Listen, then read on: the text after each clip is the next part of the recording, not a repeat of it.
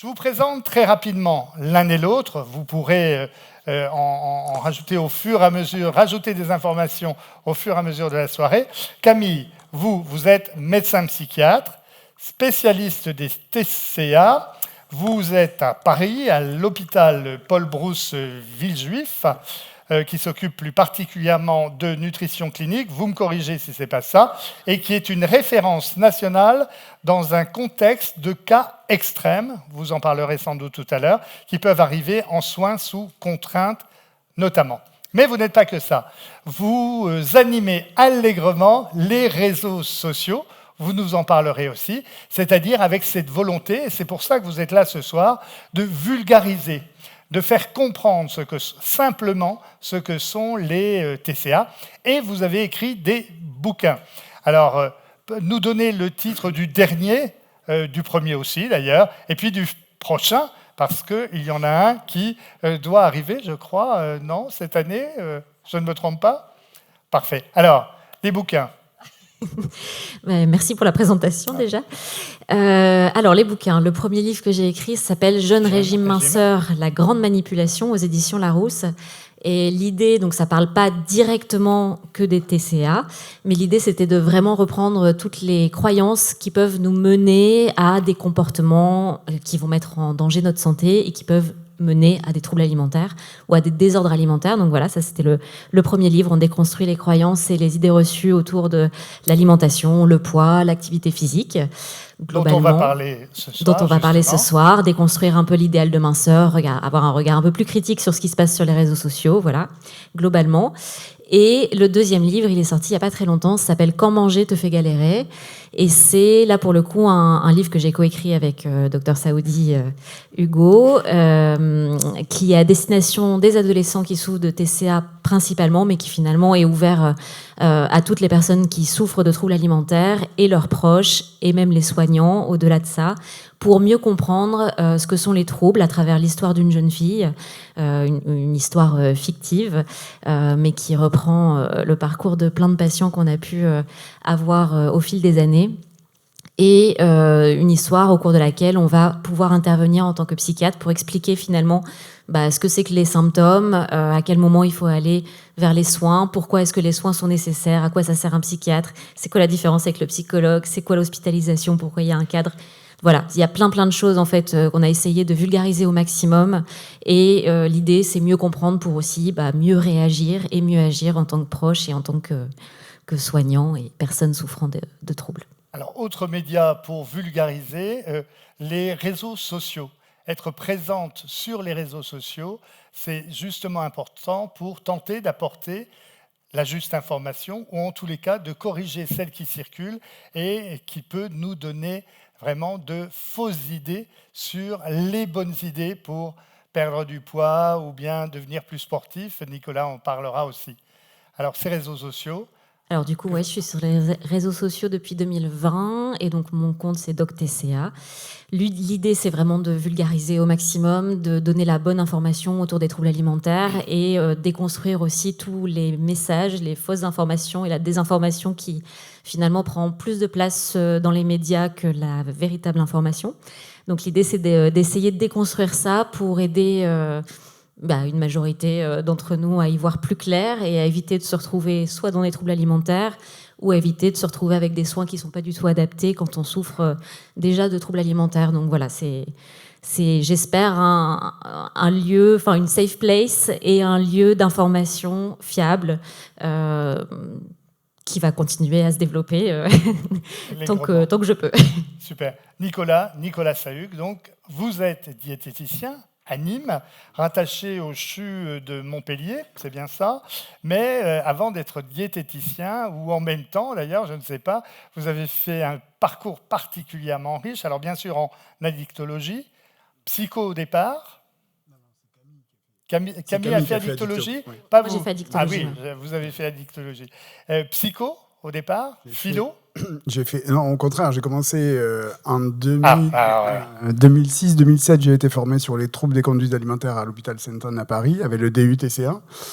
Ensuite, j'ai fait les remédiations cognitives, les thérapies ACT, toute la prise en charge de ce qu'on appelle la TCC, et j'ai poussé mes études un peu tardivement, et j'ai fait un Master 1, Master 2 en philosophie et en éthique médicale. C'est bien ça. Et très présent sur les médias, et notamment à la télé. C'était il y a 10 ans. N'empêche que ça porte encore. C'était il y a 10 ans, ouais. Et si vous êtes la star de Camille, c'est aussi pour ça, il ne faut pas l'oublier. Alors, tous les trois, ou tous ensemble, on va passer donc un peu plus d'une heure. Et dans un premier temps, pour répondre aux questions, un TCA, c'est quoi?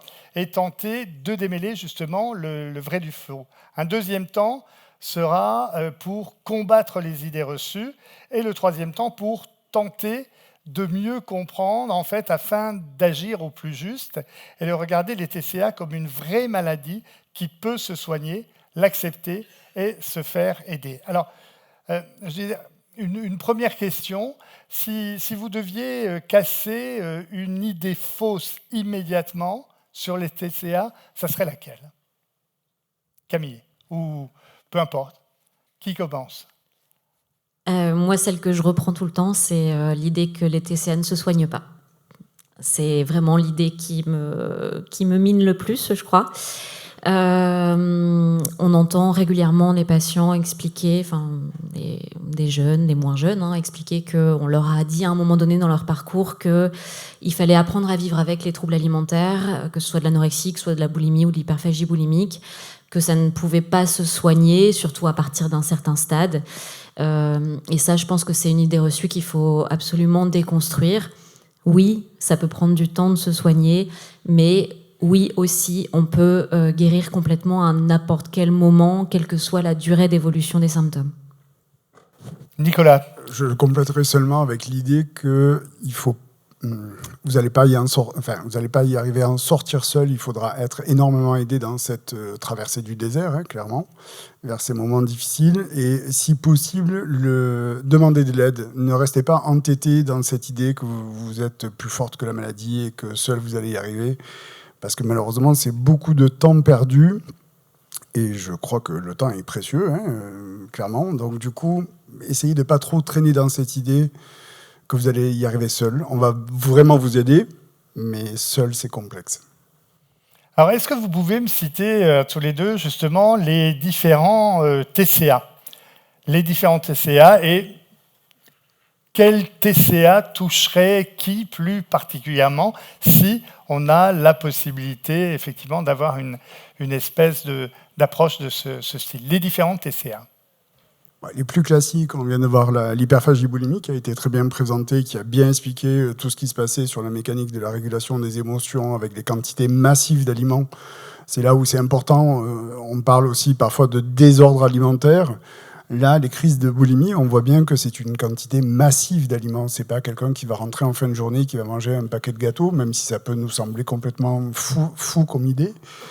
Mais vraiment, la crise de boulimie, c'est quelque chose qui va vous dépasser avec un volume très important de nourriture.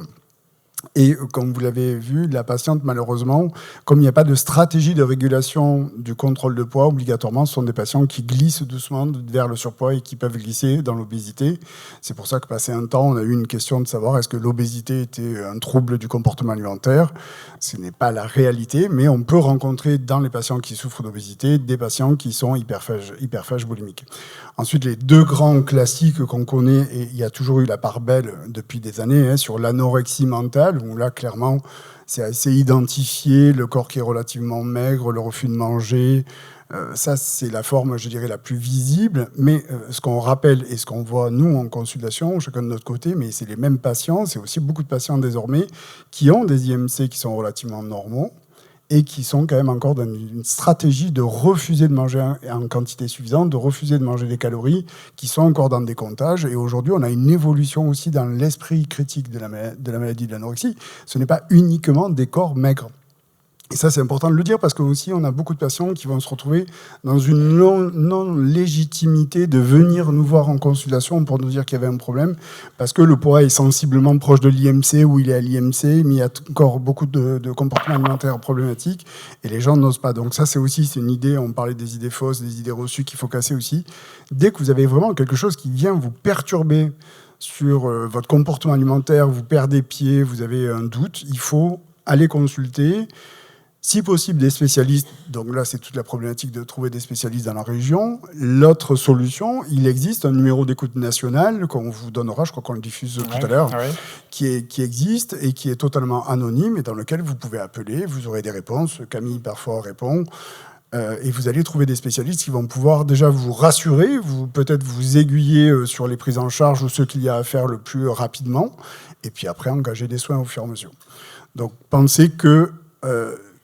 je dirais, nous, de notre côté, il n'y a jamais une question de légitimité. Tout patient qui vient avec une difficulté sur le comportement alimentaire, on n'est pas là à questionner votre légitimité. On est plutôt en train d'évaluer est-ce qu'il y a une urgence, quel est le degré d'urgence, qu'est-ce qu'on doit mettre en place, quelles sont les solutions qu'on peut trouver. Et on va vous aider à avancer. Pas de question de légitimité. Sortez-vous ça de la tête, clairement. Que je le répète là aussi, pensez qu'on ne s'en sort pas seul, mais on s'en sort accompagné. Et là, vous allez progresser beaucoup plus rapidement.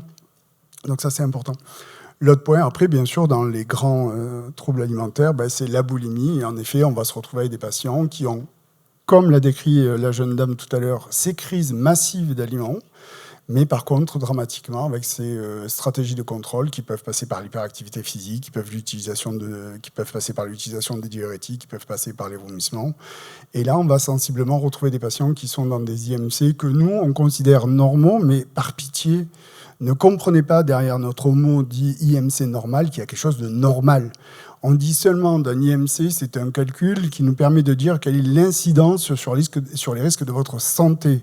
Lorsque vous êtes au-delà d'un IMC à 25, quand vous êtes en dessous d'un IMC à 20, on va dire, vous avez des risques sur votre santé. Seulement ça.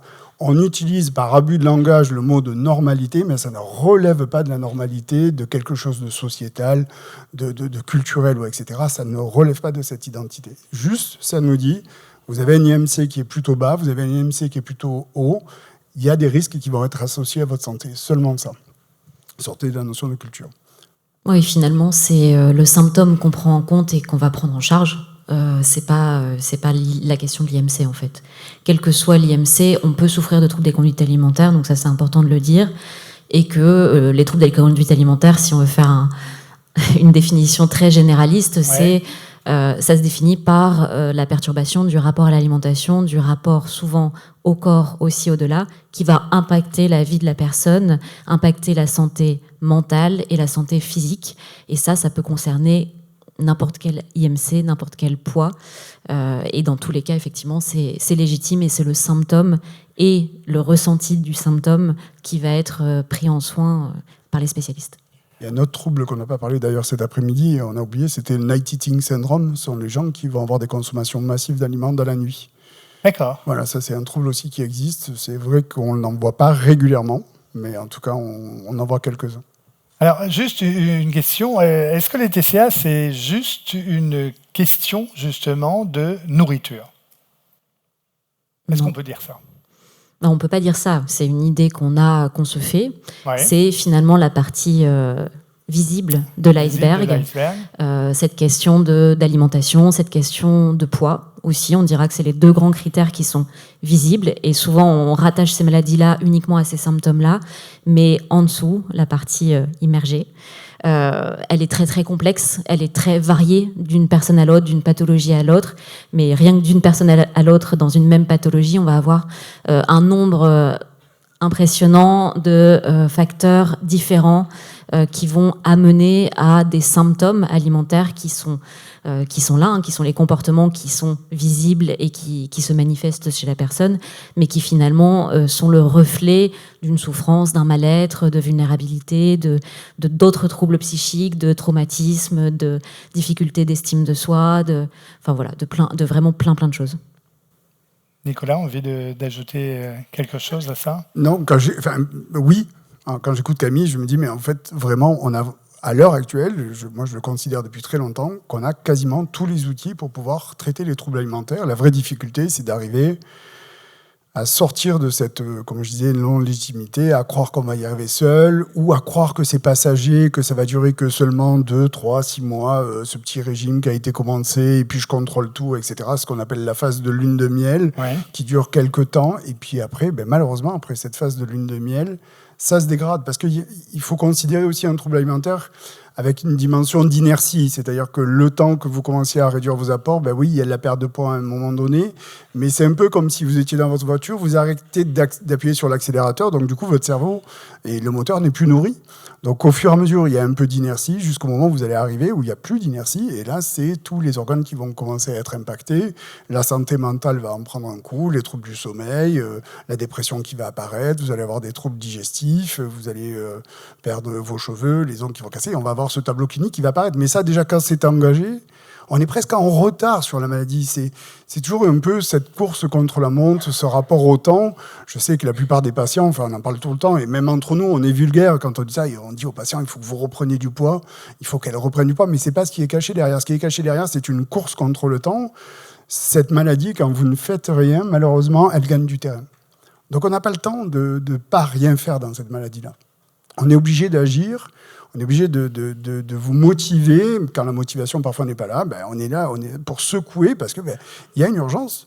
Il y a une urgence à la vie, et tu l'as très bien dit dans ton slam, il y a une urgence à la vie, clairement. Donc nous, on se bat tous les jours, et c'est vrai que c'est pas très agréable en consultation parfois, quand on est obligé de cadrer, de rappeler l'urgence qu'il y a et qu'il faut remonter, et qu'en effet, quand on est entre nous, on dit oui, il faut qu'elle grossisse, on emploie des gros mots, mais on sait ce qu'on veut dire derrière, c'est qu'il y a une urgence à la vie, simplement. Parfois, c'est mal compris, donc il faut aussi parfois sortir de ces représentations que vous avez, ou l'idée que vous faites de ce que les soignants pensent. À quel moment il est justement urgent de s'inquiéter? Par rapport à ce que tu as dit, ça semble clair, le plus tôt possible, mais est-ce qu'il y a vraiment des signes particuliers qui font que vous réagissez ou vous mettez en place un système d'accompagnement particulier ou une réaction particulière? Non, je pense qu'il faut... Enfin, oui, il y a des signes particuliers, mais qui vont être évalués par les spécialistes, par les médecins, qui vont repérer l'urgence et amener à des soins en urgence. Et voilà. Ça, c'est plus le regard du côté soignant.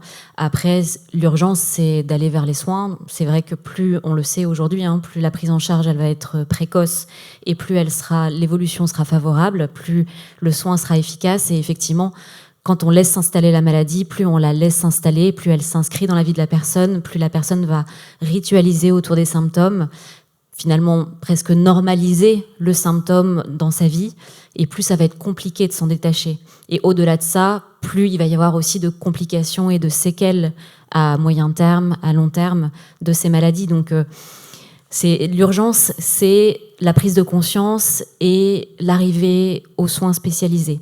Et après, au-delà de ça, il y a des urgences plus sur la question somatique et la question psychiatrique. C'est-à-dire qu'effectivement, si à un moment donné, on a une personne qui a des idées suicidaires, si on présente des idées suicidaires en boucle et qu'on se sent à bout par rapport à ces maladies, puisque c'est quelque chose qui arrive fréquemment, malheureusement, il faut aller consulter en urgence les urgences psychiatriques ou un psychiatre en urgence pour avoir une prise en soins.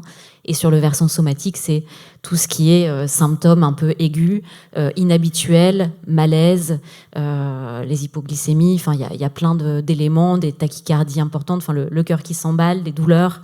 Il faut aller consulter le plus vite possible parce que malheureusement aussi, et c'est important de le dire, dans ces maladies, il y a souvent une déconnexion entre le ressenti corporel et ce qui se passe dans la tête.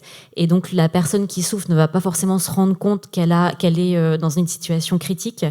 Donc, ça peut être compliqué en fait d'observer ces symptômes-là. Donc, il faut aussi bien l'entourage, les soignants pouvoir repérer et aussi s'alerter assez rapidement quand on ressent quelque chose.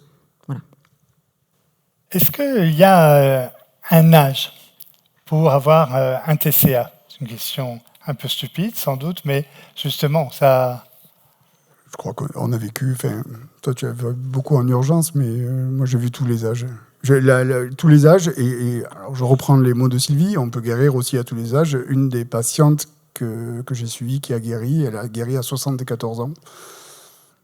Et la chose qui a été la plus marquante, si vous devez retenir aussi encore parmi les messages qu'on va vous distribuer ce soir, un des messages, c'est qu'elle est arrivée en consultation, elle était à la clinique, elle est arrivée en disant « Nicolas, je négocie rien ».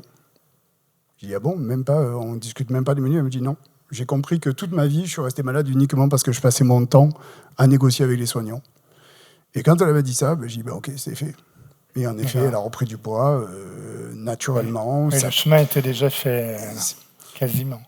De toute façon, dramatiquement, on n'a pas un truc super funky à vous proposer pour guérir, clairement. Hein. C'est de la rééducation, c'est tous des gestes que vous aviez auparavant normalisés, qui se posaient pas comme question. Et donc là, on va faire de la rééducation.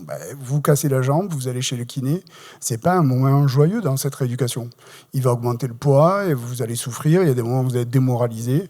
Et nous, les soins, malheureusement, c'est un peu cette réalité-là, c'est-à-dire de réapprendre à manger normalement, de remettre du pain dans la vinaigrette, d'arrêter de découper en 10 milliards de morceaux, de manger le sandwich correctement et de ne pas le picorer. C'est toutes ces petites choses qu'il va falloir rééduquer. Et ce sont des choses qui, bien sûr, lorsque la maladie s'est très installée, sont douloureuses à travailler. Donc c'est vrai que ce n'est pas des soins... Enfin, moi, je le vis comme ça au quotidien, tu me dirais Camille, mais malheureusement, moi, c'est pas cool ce que je vous propose. Mais oui, on est obligé de passer par là, malheureusement, pour sortir de cette problématique. On a très peu de solutions, en fait. Ce que je dis souvent aux patients, c'est que le soin, quand il est efficace, il est inconfortable.